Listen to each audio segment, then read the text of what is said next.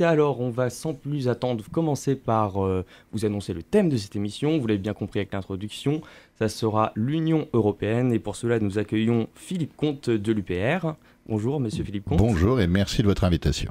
De rien. Et on accueille aussi Lilian Citerneschi. Je ne sais pas si ça se dit comme ça. En français, vous pouvez dire Citerneschi, mais comme c'est d'origine italienne, on va dire Citerneschi. Eh ben, on va retenir comme ça. Merci de m'inviter. Et vous êtes de La République En Marche, si je ne me trompe pas. Absolument. Eh ben, c'est parfait. Avec vous, on va débattre dans une vingtaine de minutes. Mais on va commencer sans plus attendre par la chronique d'Adrien, qui a donc réalisé cette chronique au préalable. Bonjour à toutes et à tous, chères auditrices et auditeurs. Quand un individu croit perdre son identité, il rejette le groupe.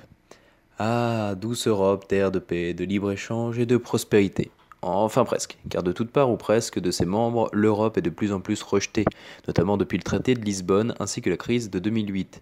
Elle est confrontée à son plus grand ennemi, la nébuleuse nommée eurosceptique, qui met gravement en danger la démocratie européenne. Les symptômes sont présents donc depuis des années et s'aggravent de jour en jour, entre conflits quant à la crise migratoire qui remettent en cause les accords de Schengen et de Dublin, montée de populisme et de l'extrême droite et enfin le Brexit qui ne cesse de diviser.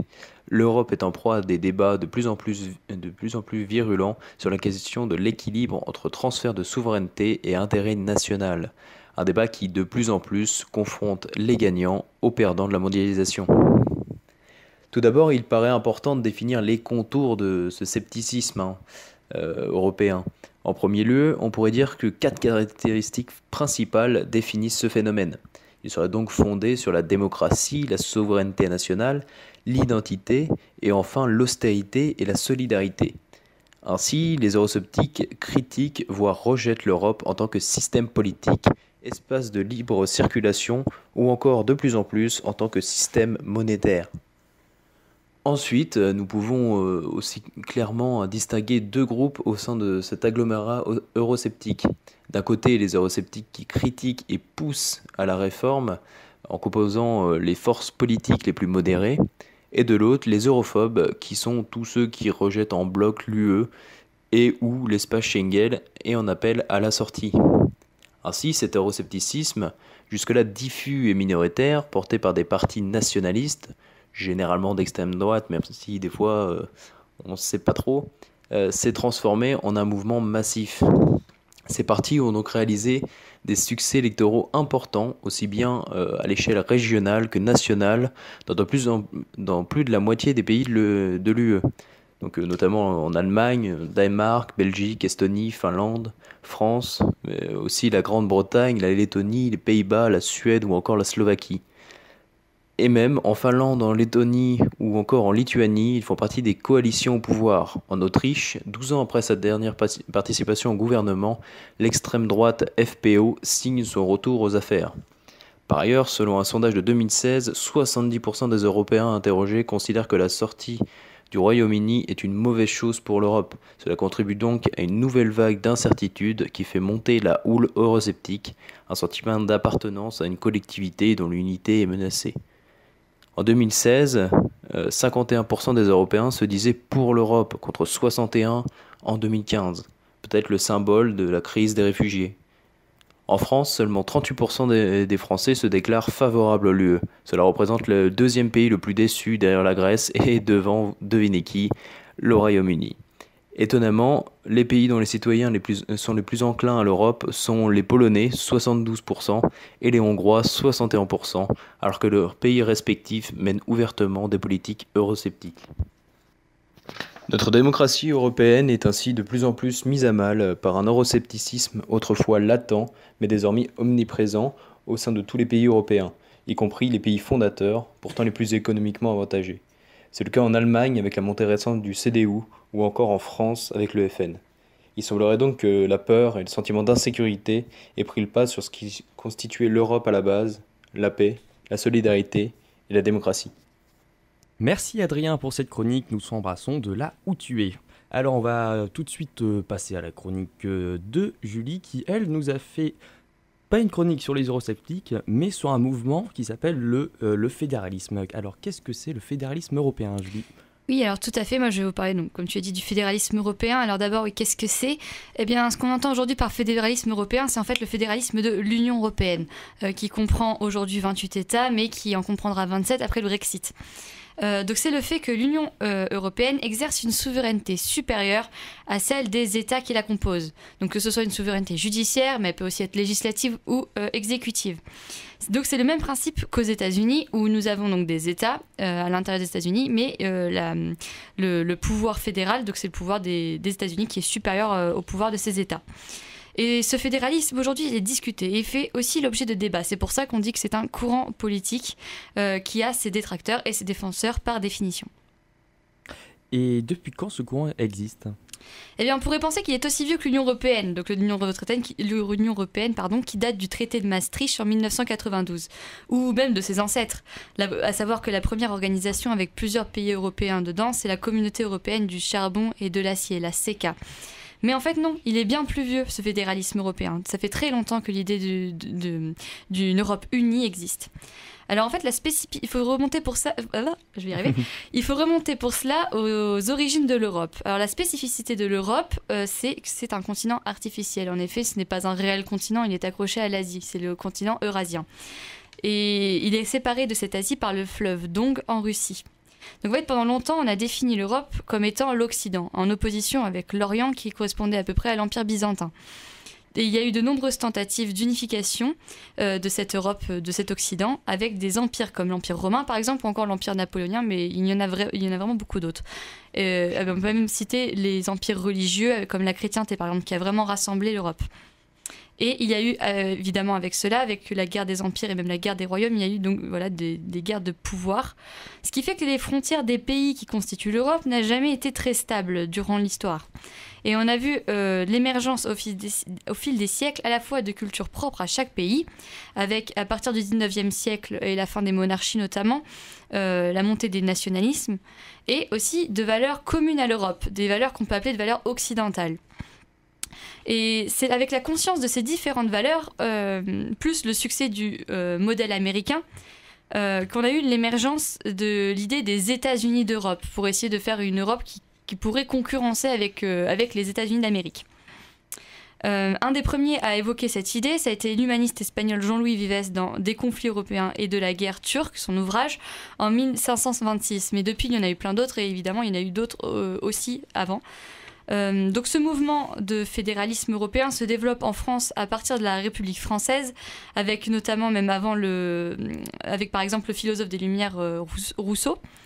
Mais il faut aussi attendre la fin des monarchies et des empires en Europe pour envisager une concrétisation de ce projet de fédéralisme européen. Donc avec la fin de la Première Guerre mondiale et la chute des empires austro-hongrois, mais aussi l'empire allemand et l'empire ottoman. C'est ça, merci. Donc on peut citer par exemple après-guerre le président français Aristide Briand et sa proposition à la Société des Nations, la SDN, d'un mémorandum sur l'organisation d'un régime d'union fédérale européenne.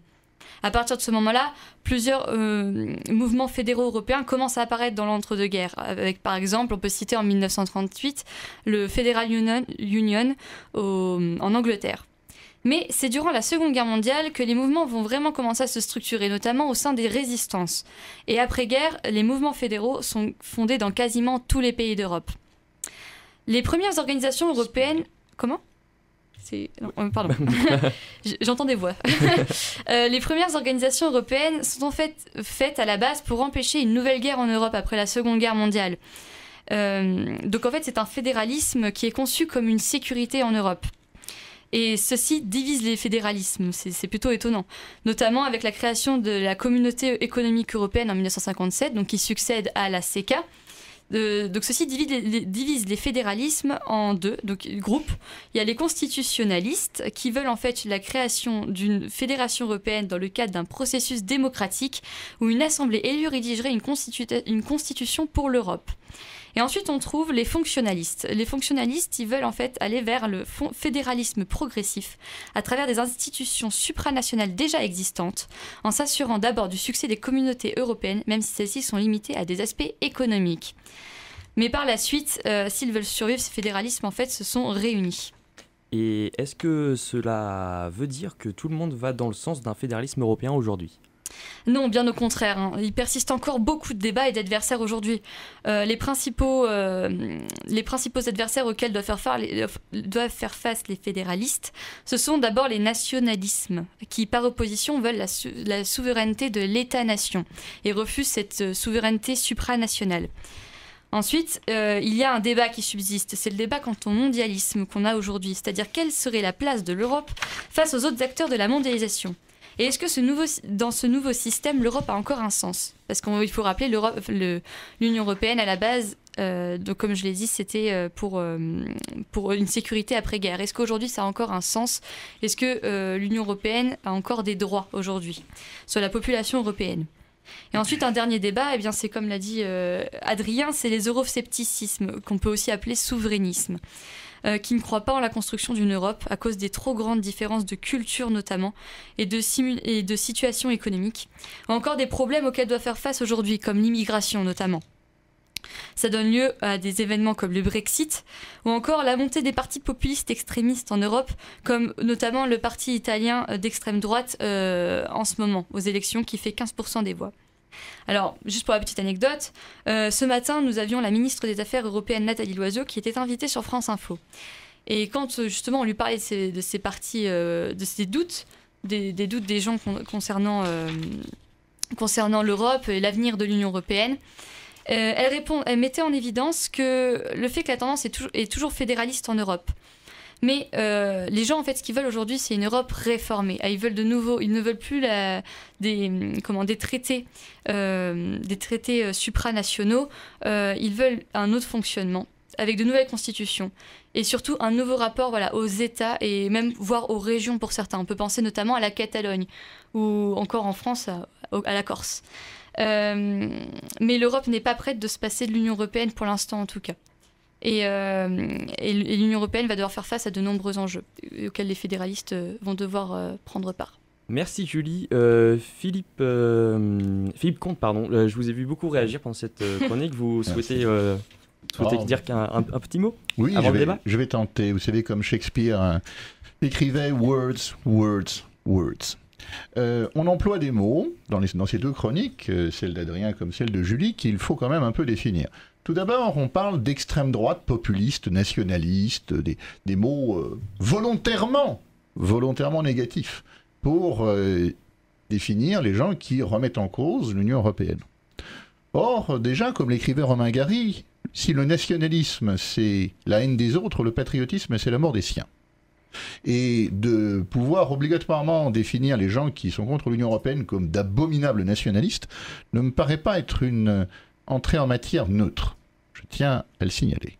Ensuite, populiste. Populiste, là aussi, c'est quelque chose qui est strictement négatif. Et j'avoue que je suis très choqué que l'on puisse forger un mot négatif, un mot qui soit totalement chargé de péjoratif, avec le mot peuple. Car la souveraineté, elle vient du peuple.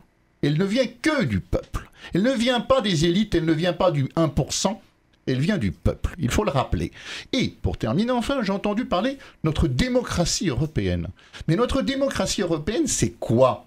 Le Parlement européen n'a pas l'initiative législative. C'est la Commission seule qui a l'initiative législative.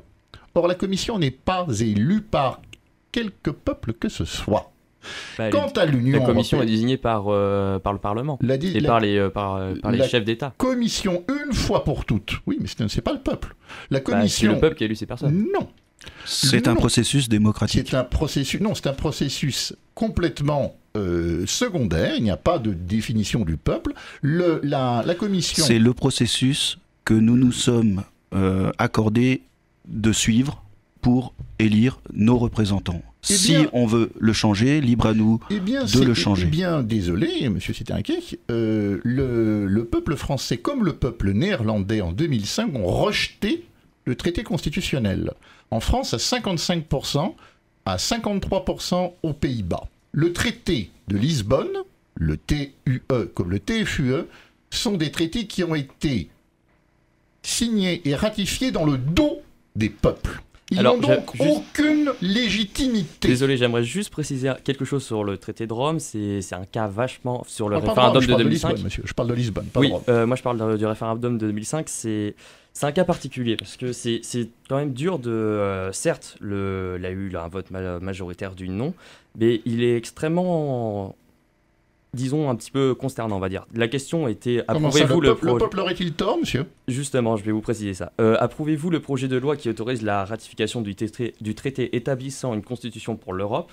Alors, c'était la question, elle est neutre, elle est bien tournée, mais selon un sondage Ipsos, le vote non était surtout tourné contre ce que les opposants voient comme la dégradation des conditions de vie actuelles, une des raisons invoquées par 52% des votants du non, et du trop grand libéralisme contenu dans le projet de constitution, une des raisons pour 40%, était également motivé par l'espoir d'un meilleur traité, et ça c'est pour 39% des votants du non. Et selon ce même sondage Ipsos, les classes les plus aisées et diplômées de la population ont souvent accordé un suffrage au vote oui, alors que le vote non est plutôt attribué aux classes moyennes et populaires ayant un niveau d'études assez bas, assez moindre. Que de mépris social dans cette phrase. C'est pas un monsieur. mépris, c'est un constat, c'est un sondage Ipsos. C'est un mépris social. Vous C'est dites que la parole d'un pauvre a moins de puissance que la parole d'un riche ou de quelqu'un d'éduqué. Non, c'est juste- Vous rendez-vous compte de votre mépris social? C'est pas un mépris social, c'est juste qu'il a un manque. Peut-être qu'ils n'ont pas suffisamment de bagages pour réfléchir sur ces Ah, c'est questions. ça, parce c'est que de la pédagogie. Il faut éduquer comme les enfants. Ils n'ont pas bien compris. Donc, comme ils n'ont pas bien compris, on va quand même leur mettre le traité qu'ils ne voulaient pas. La question, elle est peut-être pas là. La question, c'est peut-être plutôt que ces gens ont voté en réaction contre le pouvoir en place et pas forcément Oui. sur la question. On sait très bien que dans les référendums, les gens ne votent pas pour la question, mais votent en réaction au gouvernement qui est en place. Mais qu'en savez-vous, madame? Ah, Bah, mais c'est ce que montre par cette énormément étude. d'enquêtes C'est sur un sciences sondage, mais politiques. vous C'est pensez un sondage que Ipsos. non, mais c'est très important. Quand on parle de démocratie, vous donnez plus d'importance à un sondage Ipsos qu'à un référendum du peuple français et Parce du qu'un peuple sondage néerlandais. Ipsos est basé sur des lois sociales, sur un échantillon qui est Eh représentatif bien, de la arrêtons les population. élections, Non, mettons attendez. des sondages. Simplement, aujourd'hui, j'ai entendu, là, depuis le début de cette émission, à de nombreuses reprises, le terme de peuple. Qui sommes-nous ici pour parler au nom du peuple? Je pense que ces propos doivent être, en tout cas, bien mesurés. Qu'il y ait un écart effectivement entre les attentes des citoyens, parlons plutôt de citoyens, que par rapport aux attentes des citoyens et ce qui aujourd'hui est décidé à Bruxelles, il est clair qu'il y a un écart qu'il s'agit de combler. Et je crois que nous sommes tous suffisamment éduqués pour savoir à quelque niveau que ce soit. Il ne s'agit pas d'aller exprimer un quelconque mépris par rapport à des personnes qui n'auraient pas fait d'études ici. On sait très bien qu'aujourd'hui, il y a des centaines de façons de réussir et que les études est un moyen, mais qu'il en existe plein d'autres. Je ne crois pas que dans les propos de... Non, je ne disais pas que les classes il moyennes s'agissait étaient inférieures. d'opposer des classes supérieures à des classes qui seraient inférieures. Je ne crois pas que ce soit ça. Pour autant, il y a bien un problème à résoudre qui est de combler cet écart qui existe, et moi non plus, j'aime pas trop ce terme d'élite, mais qui existe entre les personnes qui aujourd'hui ont un mandat pour participer à l'écriture de ces règles, de ceux qui finalement n'en ont pas et qui, quelque part, en bénéficient, je tiens à être clair là-dessus, et peut-être, parfois, les subissent. Ça, c'est quelque chose qui mérite d'être discuté et je pense que, en tout cas, c'est les sujets qui m'intéressent aujourd'hui de débattre. Cette honnêteté vous honore. Et on en parlera donc tout à l'heure sur le débat. On va faire une petite pause musicale. Tout de suite, on va passer au micro-trottoir de Pauline. Alors, Pauline, quel est l'avenir pour l'Europe? Du démantèlement de l'Union européenne à la naissance d'une république européenne en passant par le fédéralisme européen, l'avenir de l'Europe politique est incertain et les anticipations possibles multiples. Entre le Brexit, la proclamation d'indépendance de la Catalogne, la difficulté d'Angela Merkel à former un gouvernement, ainsi que la montée des partis anti-européens, l'Union européenne est en effet dans une passe difficile. Et certains voient déjà ces difficultés comme le signe de son démantèlement prochain. Pourtant, avec l'élection en mai dernier d'Emmanuel Macron, ce sont les idées pro-européennes qui l'ont emporté en France. Emmanuel Macron, européen convaincu, a d'ailleurs reçu en décembre dernier le prix Charlemagne, prix récompensant un engagement fort en faveur de l'Europe. Cette période de doute, la France pourrait en effet avoir un rôle décisif à jouer pour l'avenir de l'Europe. Que ce soit dans son démantèlement ou sa renaissance sous diverses formes d'ailleurs. Alors, comme à mon habitude, quand je me pose des questions de politique internationale demandant une expertise pointue, je n'ai qu'un réflexe, vous le savez tous. Je prends mon micro pour le tendre au premier passant éclairé. Ce monsieur, il aime l'Europe ? L'Europe, très bien que c'est pas bon nous pour l'Europe. L'Europe, c'est un casse-gueule pour tout le monde, pour surtout ceux qui se lèvent le matin et qui se lèvent le soir. Par contre, pour le 440, c'est sûr et certain, ça va être que du bon pour eux. Donc, et c'est toujours dans leur, ça va toujours dans leur sens à eux, mais jamais dans notre sens à nous. Et nous, on paye nos charges. Vous voyez, le matin, on tient un kiosque, on paye des charges, etc. Mais on fait rien pour nous. On nous promet monde et merveille tous les jours pour qu'ils soient élus. Mais une fois qu'ils sont élus, il n'y a plus personne. Aïe aïe aïe, non, ce n'est pas le grand amour. Ce sentiment anti-européen progresse beaucoup en France. Et en Europe plus généralement d'ailleurs. On le voit dans les discours qui peuvent être tenus, mais également dans les résultats forts qu'enregistrent les partis européens. Comme vous êtes lucide, monsieur Comte, vous avez tout de suite compris que je ne fais pas référence ici à l'EPR, qui avec 0,9% n'est pas une grande menace pour l'Union européenne. Non, je fais ici référence au score du Front National et de la France Insoumise. Je fais également référence à l'actualité plus récente et au score du mouvement 5 étoiles, 32% aux élections législatives italiennes, qui ont lieu hier, dimanche 4 mars. Partout en Europe, on voit en effet un sentiment de défiance se créer vis-à-vis de Bruxelles. Peut-être même à raison. Que pense notre amoureux européen des députés de Bruxelles ? Ils connaissent même pas le prix de la baguette, ils connaissent même pas le prix du pain. Ils connaissent plus rien, ces gens-là. Nous, on est obligés de manger des boîtes de conserve, voire des pâtes à l'eau. Vous vous rendez compte où est-ce qu'on est arrivé ? On touche ici à une des causes profondes du ressentiment anti-européen, l'augmentation des inégalités en Europe depuis plusieurs années. La précarisation des moins diplômés qui implacablement amène à un rejet de Bruxelles par cette partie de la population qui se sent délaissée. L'Union européenne a échoué à protéger les plus vulnérables aux crises et mutations économiques, ce qu'elle paye cher aujourd'hui, et pas forcément toujours à raison. Attention, voilà un nouveau passant, lui aussi, souhaite-t-il que la France sorte de l'Union européenne ? Oh non, je suis très très européen, au contraire. Au contraire, pour moi l'Europe c'est quelque chose de fondamental qui est émietté en ce moment, qui ne réussit pas très bien, mais qui devrait se développer considérablement en allant comme le fait Macron, pour qui j'ai beaucoup d'estime. Ce vieux monsieur sympathique, quoique un peu trop tactile, aime beaucoup l'Europe et Macron. Rien d'étonnant, il correspond au profil type de l'électeur En Marche, retraité de plus de 70 ans, aux revenus aisés. Lui ne se sent pas délaissé par l'Europe, contrairement à notre premier passant, il n'a aucune raison de ne pas être satisfait des institutions telles qu'elles fonctionnent actuellement. Si Macron veut redonner un nouveau souffle à l'Europe, c'est par la remise en confiance des populations délaissées que son projet pourra aboutir. Mais pour cela, l'Union européenne, dans son fonctionnement actuel, me semble inefficace. Le système d'élection de l'Assemblée européenne ne permet pas un sentiment de représentativité pour les électeurs. Peut-être des listes communes aux 27 pays européens seraient envisagées ? Peut-être une couverture médiatique transnationale serait un bon moyen pour créer cette conscience européenne chez les électeurs ? Peut-être même, soyons fous, un réel gouvernement européen pourrait ainsi être créé. Et monsieur Philippe Comte et Lilian Citernesti, que pensez-vous de ces propositions sur un gouvernement européen ou comme vous voulez, Lilian ? Alors, bon, nous, effectivement, ce qui nous importe pour le moment, c'est surtout de rendre le projet concret et d'essayer de combler cet écart dont on parlait tout à l'heure. C'est toute l'idée de la Grande Marche. Ce qu'on s'aperçoit lorsque, effectivement, on écoute les auditeurs de Radio Campus qui ont été interviewés, c'est qu'effectivement, il y a un besoin de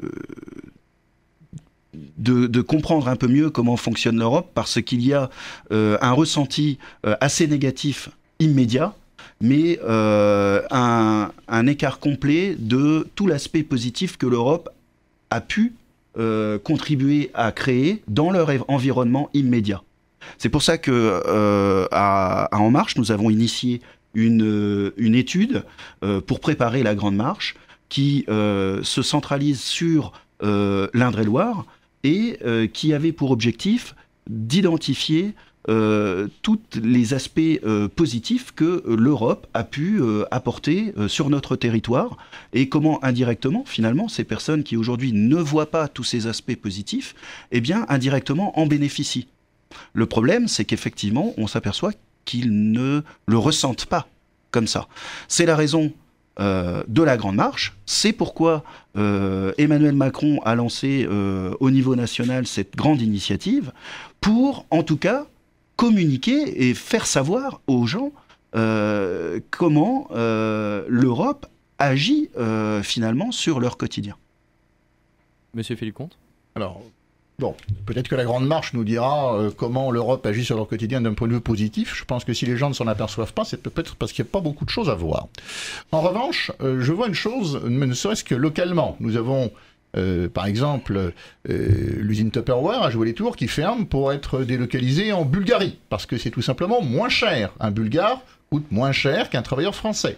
Nous avons aujourd'hui plus de 350 000 travailleurs détachés, où il n'y a pas de cotisation sociale payée en France, mais payée en Pologne, en Lituanie, en Roumanie, je ne sais où encore. Et après, on va nous dire qu'il y a un trou de la sécurité sociale. Tout simplement parce qu'il y a moins de cotisations qui rentrent en France. Et demain, on va nous dire qu'il va falloir fermer l'hôpital Clocheville. C'est localement ce qui se passe. Tout simplement parce que le budget de la sécurité sociale est en déficit, parce qu'il y a de moins en moins de cotisations qui rentrent, parce qu'il y a de plus en plus de travailleurs détachés. Il y a aussi maintenant à Castorama les travailleurs de Castorama qui travaillent à la comptabilité, des experts comptables, des gens très bien formés, vont, eux, former leurs remplaçants polonais avant de fermer la comptabilité Castorama qui va être délocalisée en Pologne. L'Union européenne, c'est la course à la baisse des salaires, la course à la baisse des revenus, tout simplement parce que nous avons une monnaie unique qui ne permet pas une dépréciation de la monnaie, et le seul moyen de pouvoir rester compétitif, c'est de jouer sur la force de travail et son coût. C'est la raison pour laquelle la première personne que vous avez interviewée tout à l'heure, qui apparemment doit être un ouvrier ou un employé, il travaille dans un kiosque de journaux. Bon. Il est indépendant à son compte. Il est indépendant. Eh bien, il y a aussi, bien entendu, plein d'indépendants qui souffrent de la compétition toujours. Vous savez que le principe même de l'Union européenne, c'est la concurrence libre et non faussée. Sur les kiosques et journaux, il souffrirait peut-être plus de la digitalisation de son industrie, peut-être. C'est tout à fait possible aussi. Il y a des... Pour lequel l'Europe a certainement des solutions à proposer. Bah écoutez, on pourra peut-être en discuter lors d'un autre débat sur la digitalisation et l'Europe. Tout ce que je vois pour l'instant, c'est qu'il y a actuellement, dans l'ensemble des domaines, une course à la baisse des coûts. Et cette course à la baisse des coûts, elle se fait sur le coût du travail ou tout simplement sur sa disparition, remplacée aussi, en effet, par le numérique. L'Union européenne nous amène à la destruction des services publics. C'est prévu dans l'article 106 du traité de fonctionnement de l'Union européenne qui met les services publics en concurrence. C'est-à-dire que la SNCF va être détruite, vendue à l'encan. Ça va être la même chose bientôt pour plein d'autres services publics. L'hôpital suivra. Tout doit être rentable. C'est marqué noir sur blanc dans l'article 106 du traité de fonctionnement de l'Union européenne. L'Union européenne favorise aussi l'évasion fiscale, puisqu'il y a une concurrence, par exemple avec l'Irlande, qui a des taux d'impôt sur les sociétés bien plus bas. Ce qui fait que les grandes sociétés européennes ont tout intérêt à mettre leur siège social soit en Irlande, soit aux Pays-Bas, et ça fait donc moins de rentrées fiscales pour la France. Et après on va nous dire il faut une politique d'austérité, nous n'avons plus d'argent. C'est normal, l'argent s'en va. Mais alors, excusez-moi, mais dans ce cas-là, je vois pas trop en quoi le démantèlement de l'Europe, ça résoudrait le problème. Pourquoi pas plutôt aller plus loin dans l'harmonisation fiscale et sociale ? Alors, donc vous dites que il faut continuer dans un mauvais chemin. Pour l'instant, nous avons l'harmonisation fiscale et sociale. Vous voulez en fait une autre Europe ? L'harmonisation fiscale, en fait, oui. L'Europe s'en est déjà plus ou moins chargée, puisque, enfin, en tout cas, je suis d'accord qu'il y a beaucoup de progrès encore à faire, mais on voit qu'il y a des choses qui ont été mises en place. Il y a aujourd'hui des reporting inter-États membres de l'Union, où les banques doivent communiquer maintenant un certain nombre d'informations, ce qui n'existait pas avant. Les administrations fiscales de ces différents pays communiquent entre elles et échangent des données. Oui, ça, c'est un progrès significatif qui a été conduit et en partie mené au niveau européen. En effet, les gens sont au courant que c'est moins cher ailleurs. Mais d'ailleurs, la Commission européenne a condamné Apple à rembourser 5 milliards ou une somme pareille à Apple. Parce Alors, qu'ils avaient fait de l'évasion Donc là, fiscale il y a en des Irlande. rentrées fiscales qui arrivent. Et Alors, c'est que le début, je pense. Tout d'abord, en ce qui concerne Apple, ce n'est pas encore jugé par la Cour de justice de l'Union européenne. Oui, ils ont fait appel. Ils ont fait appel. On verra, parce qu'il y a beaucoup d'effets d'annonce là-dedans. On verra quelle est finalement la décision de la Cour de justice de l'Union européenne. Oui, mais ça reste Je ne symbolique. suis pas si certain qu'Apple sera condamné au vu des traités européens, au vu des très bons avocats qu'aura Apple. C'est pour l'instant, à mon avis, un effet d'annonce. Tout ce qu'on peut voir aujourd'hui, c'est qu'il y a une concurrence fiscale, une concurrence sociale, et de pire en pire, puisque l'Union européenne ne s'arrête même pas à l'Union européenne. L'Union européenne signe des accords de libre-échange avec des pays comme l'Ukraine. Ça a été signé en 2015. Il y a eu même un référendum aux Pays-Bas qui a dit non. Et M. Juncker a dit, ce référendum est consultatif, je m'en moque. Vous vous rendez compte encore le mépris du peuple? Eh bien, en Ukraine, le SMIC est à 60 € par mois. Et demain, on nous demandera encore d'être compétitifs avec des gens qui seront encore moins chers et encore moins chers. Et après, on ira chercher où? En Ouzbékistan? On ira chercher où? En Inde? Je ne sais où. À chaque fois, on nous demandera d'être compétitifs avec du moins cher, du moins cher, du moins cher. Votre auditeur, tout à l'heure, va manger encore plus de boîtes de conserve si nous restons dans l'Union européenne. Quant à la changer, eh bien, c'est impossible puisqu'il faut l'unanimité de par l'article 48 du traité du fonctionnement de l'Union européenne. C'est-à-dire que si vous voulez changer quelque chose, il vous faut l'accord de tout le monde, ce qui n'arrivera jamais. Alors, j'ai bien entendu ce que vous dites, effectivement, ça pointe un certain nombre de problèmes. Pour autant, quelle est la solution que vous proposez? Revenir en arrière, regarder dans le rétroviseur, c'est pas véritablement, en tout cas, l'élan qui existe dans les différents pays européens. Et en ce qui nous concerne, on est véritablement dans une compétition mondiale pour laquelle rétablir des frontières, ou en tout cas ce que vous entendez ou ce qu'on peut lire sur les positions de votre parti, c'est clairement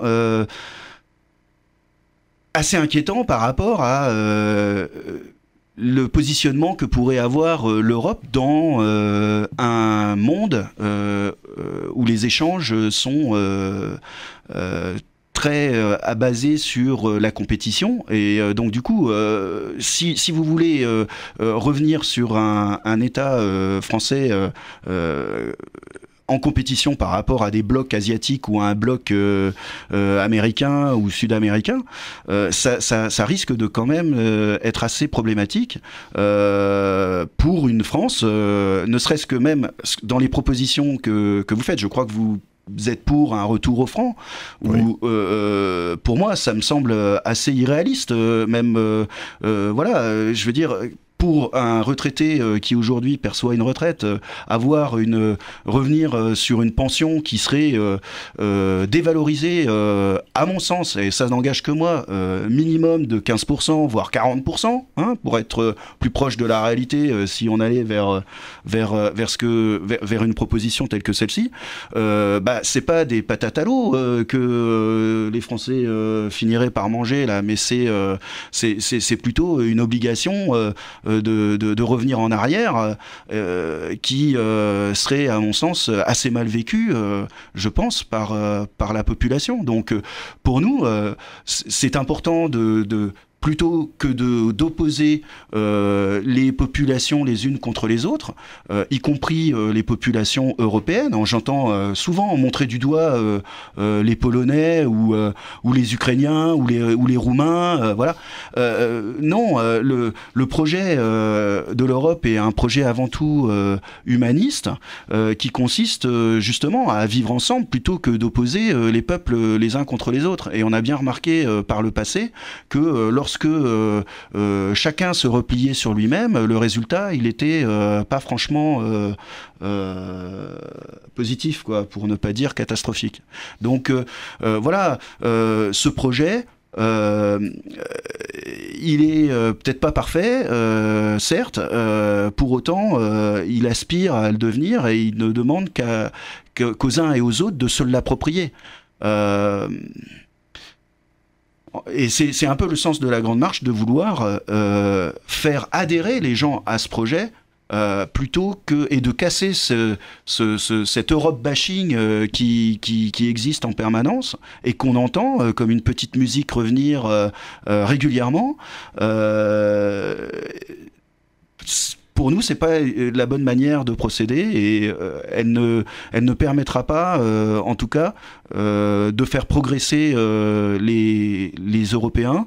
Elle n'aboutira certainement qu'à les faire revenir en arrière. Et nous, voilà, pour nous, l'Europe, c'est l'occasion de réfléchir à un projet, à une vision commune.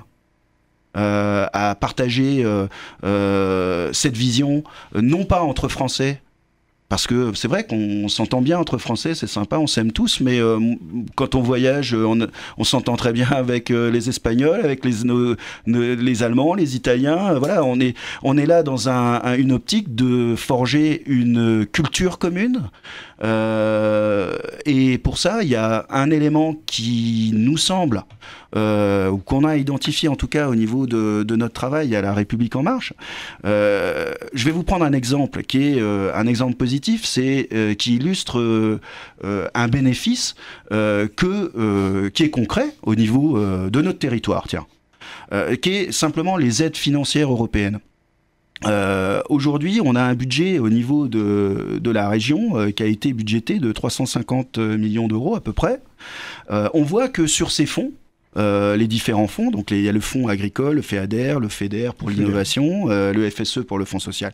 On voit que sur ces fonds, on en a utilisé, c'est un plan qui va de 2000, c'est un plan sur 4 ans. Le FEDER, ça va jusqu'en 2020. Non, 2020, voilà, exact.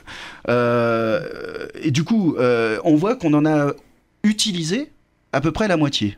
Et cette autre moitié qui sera non utilisée, elle a pour destinée finalement de retourner à Bruxelles. Quelles sont les raisons pour lesquelles on ne sait pas par rapport à des Allemands ou à des entreprises qui sont situées dans d'autres pays, pourquoi on n'est pas capable d'utiliser plus ces aides? Eh bien, il y a un frein qui est important, c'est déjà l'apprentissage des langues. On voit que dans ce contexte-là, on a énormément de progrès à faire.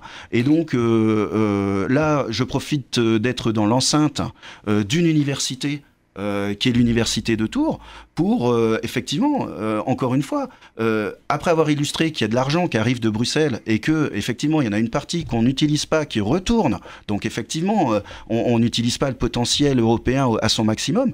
Il y a aussi dans les universités des programmes d'échange.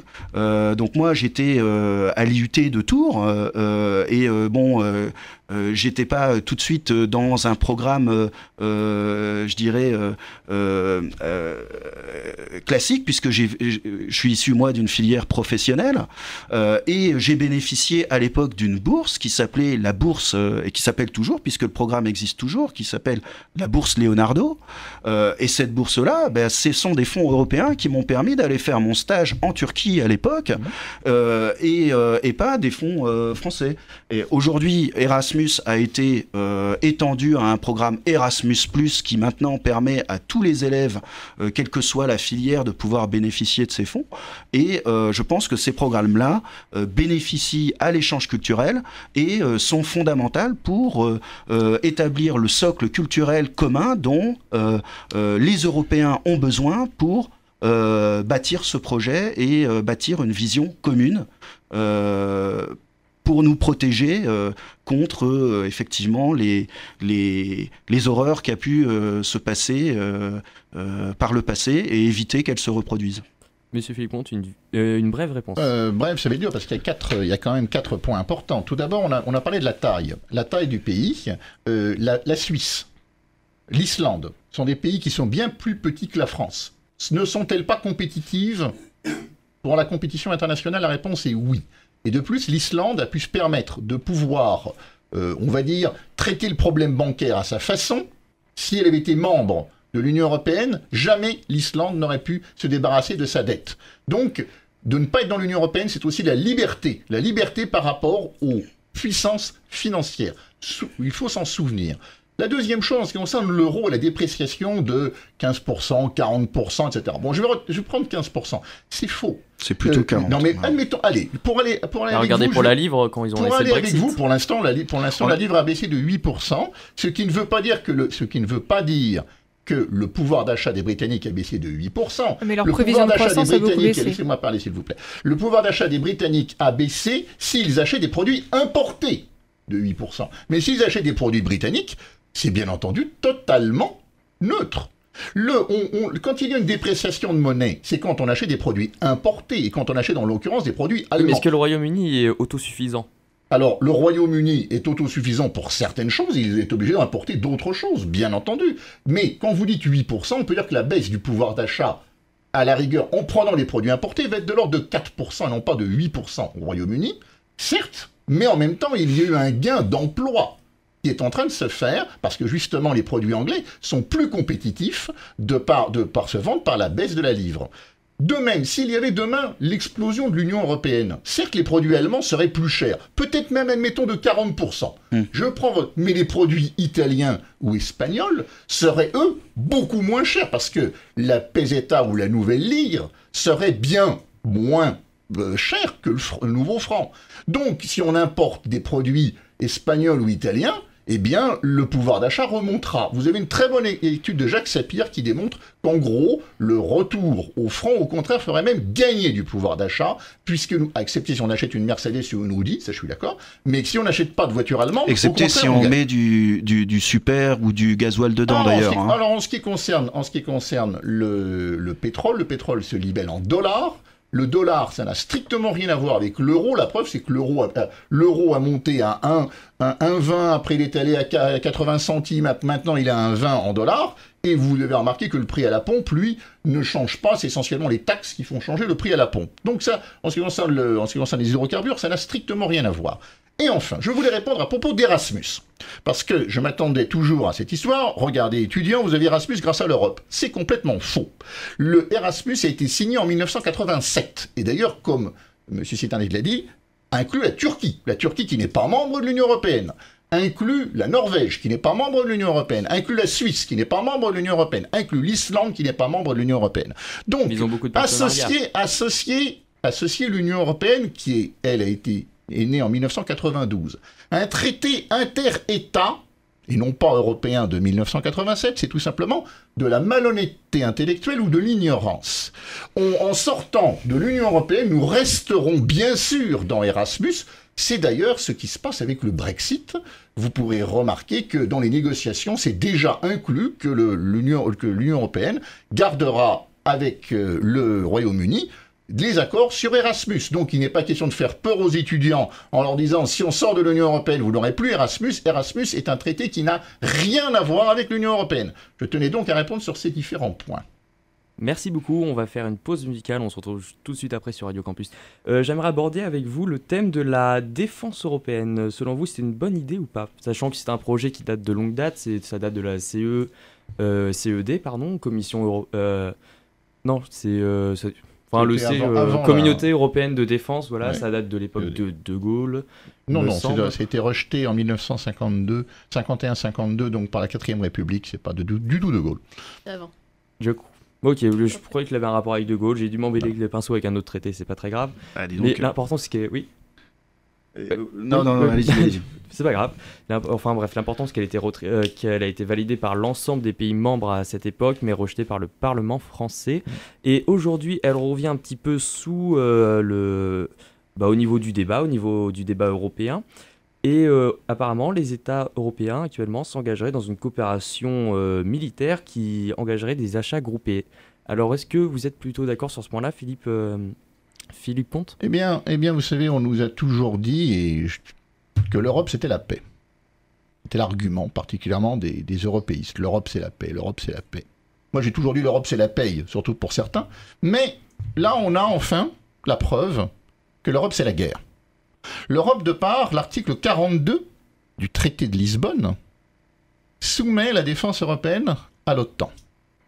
Et d'ailleurs, M. James Mattis, secrétaire à la défense américain, l'a rappelé il n'y a pas si longtemps, il est venu il y a 15 jours, et a dit que de toute façon, l'Europe de la défense, ça passerait par l'OTAN. Au cas où des gens ne l'auraient pas bien compris le texte qu'ils avaient signé. Mais j'aimerais juste éclairer un point, Oui. c'est si l'Europe met une défense en place, ça veut dire qu'elle aura une armée suffisamment forte pour résister par exemple aux Russes, aux Américains, aux Chinois, une armée qui serait sur les mêmes niveaux, sur les mêmes bases technologiques que ces armées, qui serait compétitive.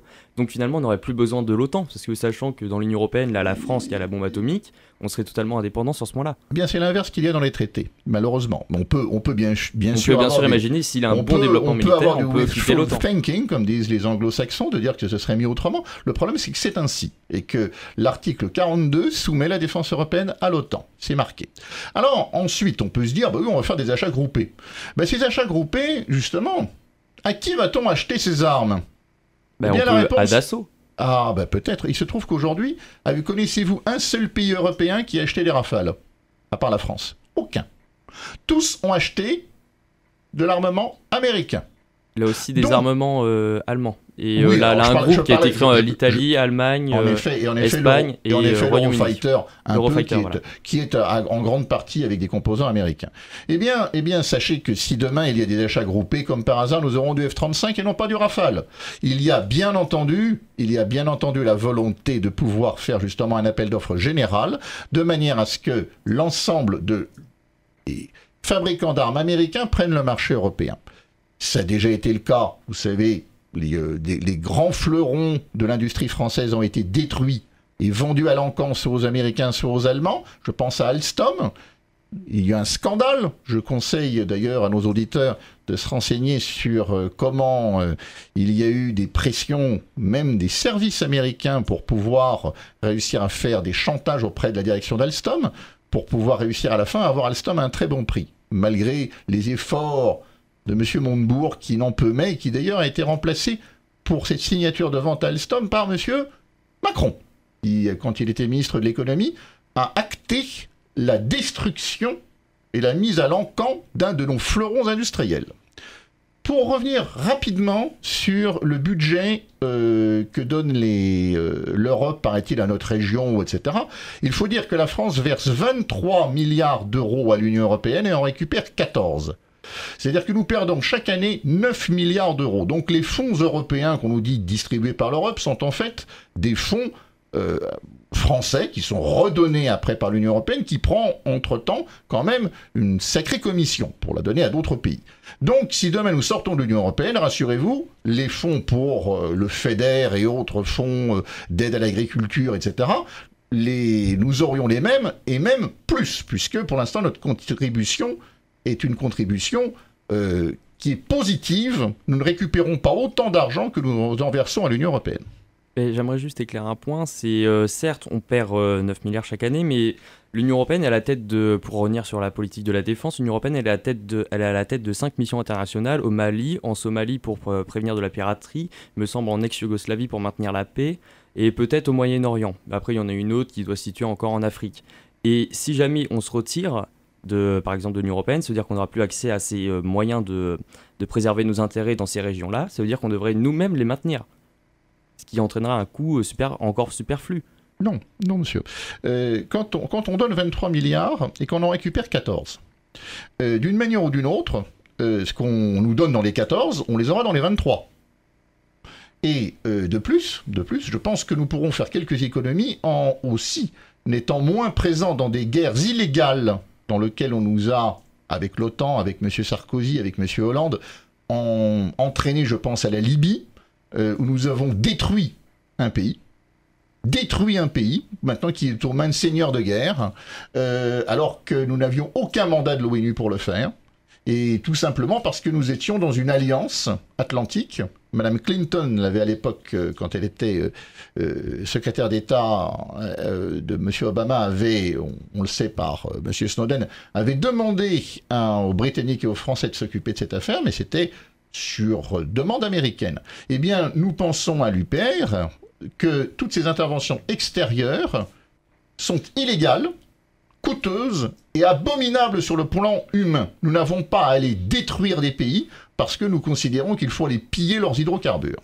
Je peux juste me permettre d'intervenir. Après, Lilan, je voulais juste la parole. C'est l'UPR. J'ai pu constater dans mes recherches que vous êtes quand même assez proche de la Russie. Et donc, est-ce que vous dénoncez donc les exactions de l'armée russe à Alep ou dans les bastions, dans les derniers qu'on peut voir dans l'information? Alors, en ce qui concerne les exactions au Moyen-Orient, dans la guerre civile abominable qu'il y a en Syrie, bien sûr que nous condamnons toutes les exactions, je dis bien toutes.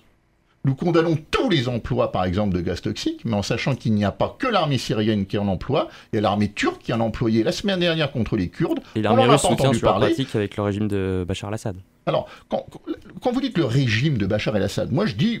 ce n'est pas un gouvernement sympathique. Mais je n'ai pas, parce qu'un gouvernement sympathique ou pas sympathique à l'autre bout de la terre, je ne vois pas en quoi nous devrions intervenir parce que ce gouvernement ne nous plaît pas.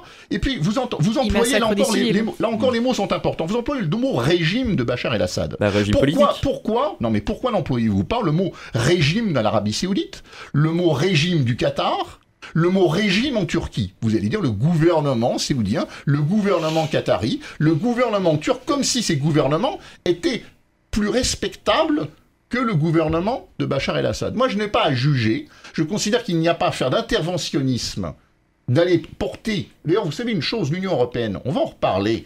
En 2013, l'Union européenne a levé l'embargo qu'il y avait sur les armes en Syrie. Depuis 2013, il y a une guerre abominable.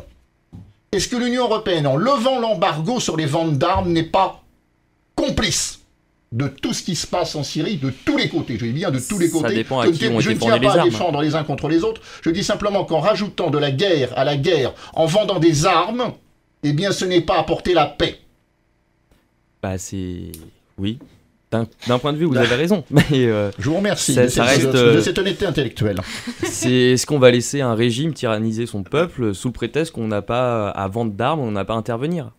Il y a une question qui rentre en ligne de compte. Bon, là, je pense qu'on s'écarte un peu du sujet aussi, puisque on est parti au Moyen-Orient et sur une politique qui est nationale, alors que le sujet, c'est quand même l'Europe. Je suis pas sûr de vous rejoindre là sur le glissement de la responsabilité de l'Europe. 2013, vous pouvez vérifier. Oui. Bon, après, effectivement, vous me parleriez de Frontex. Oui, je pourrais éventuellement comprendre, mais là, sur les levées d'embargo, je suis pas sûr de bien suivre, mais après tout, je suis pas un expert. Chacun pourra vérifier sur Internet que l'Union européenne a levé l'embargo sur les ventes d'armes aux différentes parties en Syrie en 2013. D'accord, honnêtement, je suis pas expert. Pour autant, sur la question de la défense européenne, nous, enfin, en tout cas, moi, c'est mon point de vue. Là, il n'engage que moi, et du coup, il me semble important, effectivement, qu'il y ait, en tout cas, un socle européen qui puisse être indépendant, c'est-à-dire prendre des décisions quelque part souveraines au niveau de l'Europe et qui soient indépendantes de toute force externe. Ça inclut aussi bien le bloc russe ou le bloc américain pour que l'Europe puisse intervenir en fonction de ses intérêts et non pas ceux forcément des blocs qui l'encadrent. Donc ça, pour moi, c'est important qu'on travaille sur la mise en place, en tout cas, d'une structure, d'une gouvernance qui soit européenne. Maintenant, ça ne veut pas dire ne pas pouvoir travailler avec l'OTAN. Au contraire, l'OTAN est un allié depuis historique de l'Europe, qui effectivement rend aussi des services. Et malheureusement, effectivement, ça nous entraîne parfois même assez dans un passé proche dans des conflits qui dépassent la France et souvent l'Europe. Bon, maintenant, avoir cette structure de gouvernance de défense européenne me semble importante pour pouvoir précisément garder la main sur les intérêts et pouvoir continuer à défendre nos valeurs, les valeurs de démocratie au sens européen, ou en tout cas celui du projet commun que l'on cherche à bâtir. Et pour ça, il est important, effectivement, d'avoir une force indépendante dans lequel l'ensemble des membres pourront contribuer et prendre part. Monsieur Félicomte. Eh bien, c'est assez paradoxal de vouloir à la fois une défense indépendante et de dire qu'il faut être dans l'OTAN. Puisque l'OTAN est bien entendu sous commandement américain. L'ensemble des structures qui sont d'ailleurs à Bruxelles, juste à côté de la Commission européenne, vous avez le siège de l'OTAN. Comme par hasard, on peut dire qu'il y a là aussi quelques connivences. Alors, le principe d'une défense indépendante, cette défense indépendante, elle n'est possible justement qu'en sortant de l'OTAN. Et pour sortir de l'OTAN, il faut sortir de l'Union européenne, puisque l'Union européenne implique, de par son article 42, que j'ai cité tout à l'heure, la coopération avec l'OTAN. Sortir de l'OTAN, il faut d'ailleurs, c'est assez drôle, il ne faut pas demander l'autorisation aux autres pays membres de l'OTAN, il faut simplement envoyer une lettre diplomatique au président des États-Unis d'Amérique. C'est tout. C'est-à-dire que les autres membres comptent pour du beurre dans l'OTAN. L'article 13 du traité de l'Atlantique Nord, quand vous voulez sortir de l'Union européenne, vous devez avertir le président des États-Unis d'Amérique, et c'est tout. Les autres membres, ce sont des subordonnés, des vassaux de l'Empire américain. Donc, quand vous dites indépendance avec OTAN, eh bien c'est un oxymore, c'est comme guerre propre, ça n'existe pas. Deuxièmement, vous dites, il faut avoir une défense indépendante. Mais bien sûr, il faut avoir une défense indépendante. Mais cette défense indépendante, nous l'avons eue grâce à Charles de Gaulle. Nous l'avons eue au moment où Charles de Gaulle est sorti en 1966 de l'OTAN et où la France a pu avoir une politique étrangère indépendante. Imaginons, puisque M. Sarkozy nous a fait revenir en 2007-2008 dans l'OTAN, imaginons qu'en 2003, au moment de la guerre du Golfe, la seconde guerre du Golfe, de l'invasion de l'Irak, sous de faux prétextes, rappelons-le, eh bien, nous aurions été intégrés à l'OTAN, nous aurions participé à cette guerre illégale sous de faux prétextes. Donc, l'indépendance, c'est avant tout l'indépendance par rapport à l'ensemble des blocs, mais particulièrement par rapport au bloc américain qui, aujourd'hui, est le plus puissant du monde. Quand vous regardez l'ensemble des dépenses militaires dans le monde, vous avez plus de 60% des dépenses militaires dans le monde qui sont simplement américaines. Donc, de dire on va avoir ça, on ne peut pas être indépendant si on ne sort pas de cette logique de bloc. De même, aujourd'hui, nous avons des chars français qui se trouvent à 800 mètres de la frontière russe, en Estonie, et qui font des manœuvres. Moi, je pense que ce n'est pas une bonne chose pour la paix. Les Russes font des manœuvres aussi. Oui, ils font des manœuvres en Russie. Ils ont annexé la Crimée. Mais alors, en ce qui concerne la Crimée, monsieur, la Crimée... le fameux référendum où il y avait des soldats armés dans les bureaux de vote. Non, mais il y a eu un référendum comme au Kosovo. Au Kosovo, il y avait un pays indépendant qui s'appelait la Serbie, puis tout à coup, on a dit, le Kosovo sera indépendant, on va faire un référendum. On a mis tous les Serbes dehors, et puis on a dit, vous votez. Il restait que les Albanais, albanophones en tout cas, et qui ont dit, bah oui, on veut être indépendant. Donc en effet, c'est assez pratique. En ce qui concerne la Crimée, il y a eu un référendum. Personnellement, j'aurais préféré qu'il soit mieux organisé. Je n'ai pas dit que j'étais toujours d'accord avec Vladimir Poutine, bien entendu. Mais si on admet le principe de Kosovo, on doit admettre le principe de la Crimée. Et il y a eu des observateurs internationaux qui sont quand même venus et qui ont dit que grosso modo, ça s'était plutôt bien passé, le vote. Bon, maintenant, si on regarde l'histoire, la Crimée est russe. La Crimée a été rattachée à l'Ukraine par Nikita Khrouchtchev un soir de beuverie en 1959. Khrouchtchev était soviétique, mais il était ukrainien.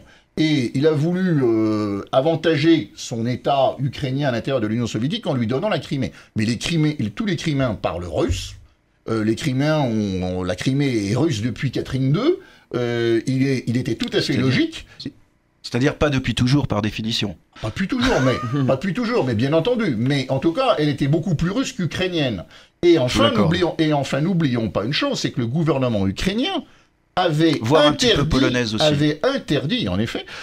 interdit l'emploi de la langue russe. Parce qu'avant l'arrivée de M. Porochenko, les deux langues étaient officielles. Il y avait l'ukrainien et le russe. Et tout à coup, Porochenko a dit maintenant, la langue russe ne sera plus une langue officielle. Tout sera en ukrainien. Eh bien, la partie russophone, que ce soit en Crimée ou que ce soit au Donbass, a voulu soit son indépendance au Donbass, soit être attachée à la Russie. Moi, je suis pour le droit des peuples à disposer d'eux-mêmes. Le mieux, c'est que, comme en Écosse, où il y a eu un vote, eh ben, les Écossais ont dit non, ils ont voulu rester dans le Royaume-Uni, eh bien, il y a eu un vote en Crimée, il y a eu un vote au Kosovo. C'est pas les mêmes circonstances. Votons et laissons les peuples disposer d'eux-mêmes. Pour revenir à l'Estonie, je comprends ce que vous dites sur la Crimée et je suis pas experte du tout, donc je vais vous faire confiance. Mais ça n'empêche pas que l'Estonie n'a pas du tout envie de rejoindre la Russie et qu'elle est menacée par les manœuvres qui sont faites de l'autre côté de sa frontière et que c'est de notre devoir en tant qu'Union européenne, en tout cas pour l'instant, en tant que partenaire, de la défendre si elle se fait attaquer. Et d'ailleurs, là, une anecdote assez amusante, c'est que là, des soirs, l'armée russe s'amuse à déplacer les plots de la frontière, de les avancer d'1 kilomètre, de 2 kilomètres chaque soir. Ils s'amusent aussi à faire ça. Donc c'est bien sûr des provocations. C'est normal qu'on envoie des chars pour défendre l'Estonie. Eh bien, moi je vais vous dire une chose à propos de l'Estonie. C'est un pays que je connais bien, pour des raisons personnelles. Il y a aussi en Estonie, vous savez qu'il y a des non-citoyens en Estonie. Il y a des gens qui sont russophones. En Estonie, il y avait une minorité russophone, à peu près 300 000 personnes, c'est pas neutre, qui n'ont pas de citoyenneté, qui sont rejetés en tant que russophones estoniens. On ne leur donne pas la nationalité estonienne. Après, vu ce qu'a fait l'Union soviétique là-bas, ça reste compréhensible. Donc il faut faire payer les enfants et les petits-enfants crimes des grands-parents en les privant de nationalité, de citoyenneté, de droit de vote. C'est comme les Français ont réagi dans l'après-guerre en voyant des Allemands. Non mais, il y a aujourd'hui des citoyens dans l'Union européenne, paraît-il, démocratie. On les prive de leur droit de vote et de leur citoyenneté. Et vous trouvez ça normal ? Moi, je ne trouve pas ça normal. Moi, je trouve qu'un homme, une voix, une femme, une voix. Et que c'est pas parce qu'on a eu des grands-parents russes, ou des grands-parents juifs, ou des grands-parents musulmans, ou des grands-parents je ne sais quoi, qu'on n'a pas le droit de vote. Le fait que l'Estonie refuse la citoyenneté à ces minorités russophones, en effet, ça peut énerver les Russes. Je regrette, moi je suis pour la paix, je suis pour la négociation, je suis pour trouver par le dialogue des solutions pour tout. Je ne suis pas pour les bruits de bottes et je ne suis encore moins pour les provocations des deux côtés. Lilian, je vous laisse conclure et après, ça sera la fin de l'émission. Conclure, c'est une charge qui m'est très difficile de conduire. Beaucoup d'arguments verraient dans ce que vous dites. C'est clair que voilà, il y a des problèmes. Moi, j'essaye. À mon petit niveau, j'avoue que ces problèmes me dépassent totalement. Ce que nous essayons de faire au niveau local, c'est plutôt de réintroduire l'humain dans tout ça, réintroduire le fait que nous puissions communiquer sur ce qu'il y a de bien et ce qu'il y a de moins bien. Donc cette émission permet aussi de mettre en avant, je pense que c'est assez simple pour nous d'aller vérifier ce qui est... ce qui est dit, et qui permettra probablement de nous éduquer un peu mieux et de comprendre un peu mieux les problèmes. Maintenant, une fois qu'on a dit ça, c'est vrai que pour nous, l'essentiel, c'est pas de détricoter ce qui a été mis en place, c'est plutôt d'identifier les problèmes, de poser un diagnostic sur ces problèmes et de mettre en place ce qu'il faut pour transformer, corriger, le cas échéant, les problèmes qui auront été identifiés. Donc c'est un peu l'objectif de notre approche, qui est, de ce point de vue-là, vous nous l'accorderez, assez innovante, puisqu'on a eu beaucoup d'élus par le passé à l'Europe, mais finalement on n'a pas eu l'occasion véritablement de débattre sur ce que les uns et les autres attendaient de ce projet. Donc nous, ce qu'on cherche à faire, c'est à mettre en place des pôles démocratiques pour pouvoir échanger, faire remonter de l'information, que les citoyens puissent s'exprimer, et de sorte à pouvoir le communiquer aux personnes qui nous gouvernent, pour pouvoir améliorer tout ça et s'orienter vers un avenir meilleur. Merci beaucoup Lilian Citernesti et Monsieur Philippe Pond d'avoir participé à ce débat. J'espère vous revoir bientôt si jamais. Et je tiens à remercier aussi Pauline, Julie ainsi qu'Adrien. Et quant à nous, on se retrouve le lundi 9 avril à 19h. Vous pourrez bien sûr retrouver toute notre actualité sur notre page Facebook. Vous retrouverez aussi les liens des podcasts de toutes les émissions antérieures que nous avons réalisées, donc sur le populisme, le foot ou autres sujets. Et donc oui, on se retrouve le lundi 2 avril. Et je vous souhaite bien sûr une excellente fin de soirée. Au revoir.